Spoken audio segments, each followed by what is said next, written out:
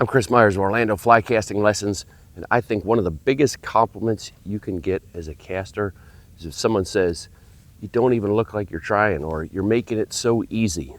And if you're trying to make longer fly casts and you're struggling, your hand's getting tired, your shoulder hurts, your arm's getting tired, rod's flailing all over, making a bunch of noise, I'm going to show you a much easier way to do that by translating. I've been a saltwater fishing guide for over 20 years and teaching fly casting for over 15. Many of my clients come from a trout fishing background where all they ever needed to do was use 100% wrist. They were using very small rods, making very small, delicate casts.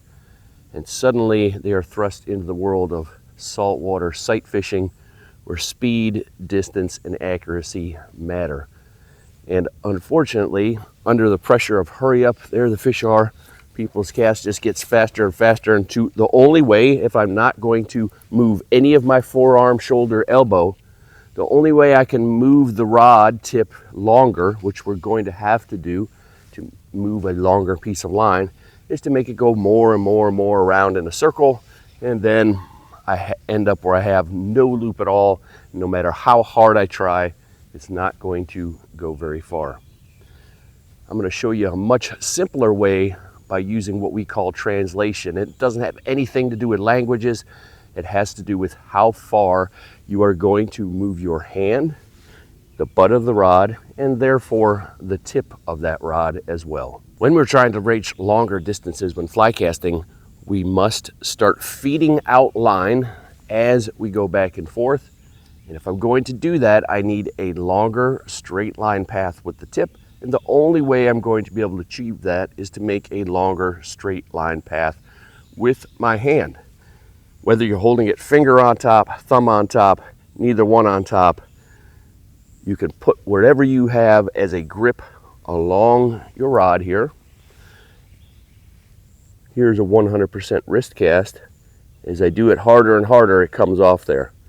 Here's a little longer cast. Some of my forearm moves. My elbow is not really moving too much. Here's a little longer stroke. Now my elbow's moved from here way out to here. Here's an even longer stroke. Now my arm is almost completely straightened out behind me. Moving your hand across varying distances is called translation.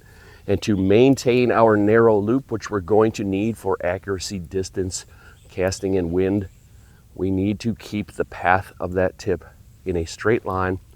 So first thing we need to check on is your hand going in a straight line? Are you curving? Are you twisting? Are you coming off that line? We must maintain our straight line at all times for narrow loops, but we have to move longer and longer. So I'm going to show you really quick. I'm going to start with a less than 20 feet of line outside my tip. For that, 100% wrist. But as I feed out line, now my hand's a little farther back. So here's my cast now. I still have the 30-foot mark right above my hand here, so let's get that outside the tip. Now I have 30 feet plus the leader outside my tip. I'm going to feed some more out. Now I'm going to a distance of 50 feet from me. Here's a 50-foot mark. Much longer stroke. Now we don't have to do that many strokes to make these casts, so I'm going to put that, instead of showing you multiple strokes over and over, from starting with that 20 feet of line, 15 feet of line outside my tip. Here's my 30. It has a nice white-orange transition, so you can see how this line increases and how the stroke increases.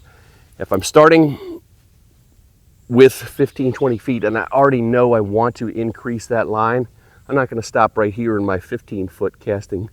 I'm going to make that very first one come back farther because I'm going to add line on that.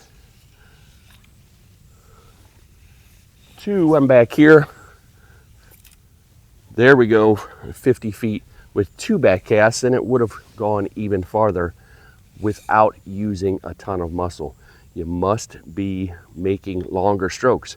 If you haven't been doing so, it's much easier to start retraining yourself by doing it inside.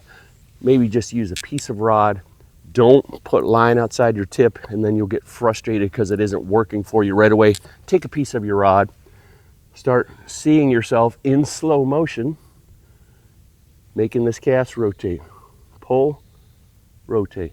I'm going to go longer. Pull, rotate. Now I'm going to go longer. Pull, rotate. See yourself. Here's my straight line. Now our rod is bending. It's a flexible lever. We need it to bend to stay on the straight line, but this will give you a general idea. Pull, rotate. Pull, rotate. Pull, rotate. Longer stroke, longer pause, less overall effort will make your cast look better. And people will say, man, you're not even trying when you cast. It looks so effortless, because it should be.